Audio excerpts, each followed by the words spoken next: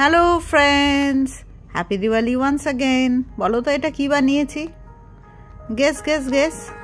আচ্ছা, আইডিয়া হচ্ছে না, দাঁড়াও দেখাচ্ছি করে। এই কড়াইতে একটু ঘি দিলাম, তারপরে কি নিলাম যে একটা কিছু হেলদি খেতে হবে। কি খাওয়া যায় কিন্তু খেতে মুখরোচক হতে হবে, কি খাওয়া যায়? তো ঘিটা গরম করে তার মধ্যে আমি দিয়ে দিলাম মাখনা। মাখনা তো তোমরা তো জানোই ক্যালসিয়াম, হাই ইন ক্যালসিয়াম।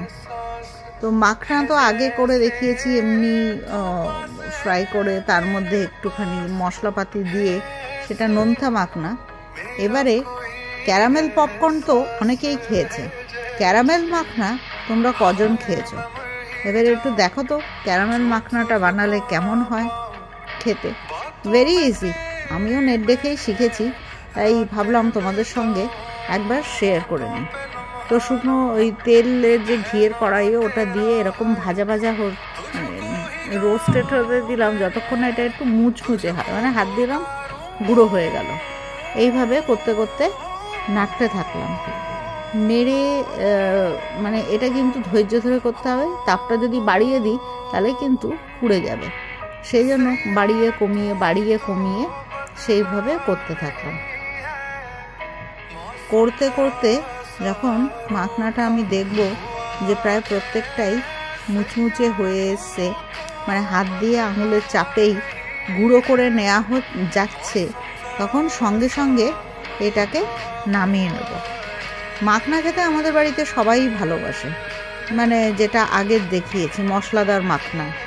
তারপরে আমি কি করব, এবারে আমি কড়াইয়ের মধ্যে জল দেব। জল দিয়ে ফ্রিজে ছিল পাটালি গুড়, তো আমি পাটালি গুড়টা দিয়ে দিলাম। তোমরা ইচ্ছা করলে অন্য যে কোনো গুড় দিয়েও করতে পারো। আসলে পাটালি গুড়ের একটা নিজস্ব টেস্ট আছে, আর এই পাটালি গুড়ের কালেকশান আমি যোগবাজার থেকে যখনই সারা বছরই পাওয়া যায়, যখনই দরকার লাগে আমি কিনে নিয়ে আসি। এবারে গুড়টা জলের মধ্যে দিয়ে জাল দিতে শুরু করলাম, এবং গুড়ের কিন্তু অনেক উপকার আছে, মানে ইনফ্যাক্ট চিনি থেকে বলে যে গুড় খাওয়া ভালো। তো জলের মধ্যে দিয়ে এটা গুলতে থাকলাম যতক্ষণ না এটা ফুটতে শুরু করবে। ফুটলেই শুধু হবে না, ফুটে জলটা ঘন হয়ে ঠিক হবে, এটা একটা ওই সিরাপের মতো হবে, এবং সিরাপটা কখন যে পারফেক্ট হচ্ছে সেটা বোঝার একটা উপায় আছে। এইরকম হয়ে এসছে, তো এটা কি সঠিক হয়েছে কি হয়নি সেটা আমি কি করে বুঝবো? একটা বাটি নেব, বাটির মধ্যে 1 ড্রপ এই সিরাপটা ফেললে দেখো এটা তলার মধ্যে এই রকম যদি খুলে চলে আসে, তার মানে সুগার সিরাপটা রেডি হয়ে গেছে। এরকম দেখবে এটা তুলে ঠক করে আওয়াজও হবে তুমি যদি একটা অন্য কিছু বাসনের মধ্যে ফেলো। তারপরে আগে যে ওই রোস্ট করে রেখেছিলাম মাখনাটা, সেটা দিয়ে ধৈর্য ধরে কিন্তু নাড়াতে হবে, আস্তে আস্তে করে গ্যাসটা কমিয়ে নাড়াতে হবে, না হলে কিন্তু সুগার সিরাপটা আরও হয়ে যাবে। তো এরকম কমিয়ে বাড়িয়ে অনেকক্ষণ ধরে ধৈর্য ধরে ঠিক করে মিক্স করতে হবে, এবং এটা বিশেষ কিছু ব্যাস এটাই হয়ে গেল।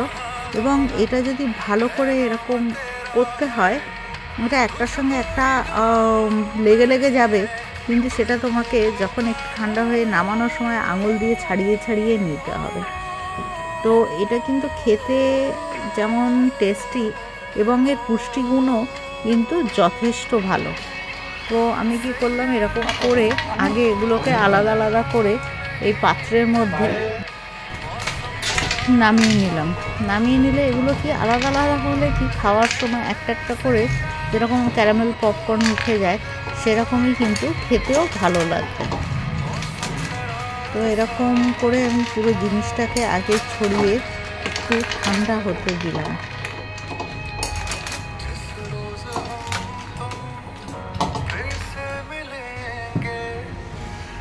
দেখো পুরো জিনিসটা মোটামুটি আলাদা আলাদা করে ভরা হয়ে গেছে। এবারে একটু যখন ঠান্ডা হলো, তখন ইচ্ছা হলে আপনি মানে এটা একটা কন্টেনারের মধ্যে, এয়ারটাইট কন্টেনারের মধ্যে রেখে দিলে এটা কিন্তু বেশ কিছুদিন ঠিক থাকবে এবং মুচমুচে থাকবে, এবং খেতে স্বাদে গুণে টেস্টে সব দিক দিয়েই 1 নম্বর। তো এইরকম একটা ডিশ তোমার যদি গেস্টদের জন্য বানিয়ে ফেলো দিওয়ালি পার্টিতে, তাহলে কিন্তু তুমি অবশ্যই প্রশংসা পাবে। So wish you all a very happy and prosperous Diwali, healthy Diwali.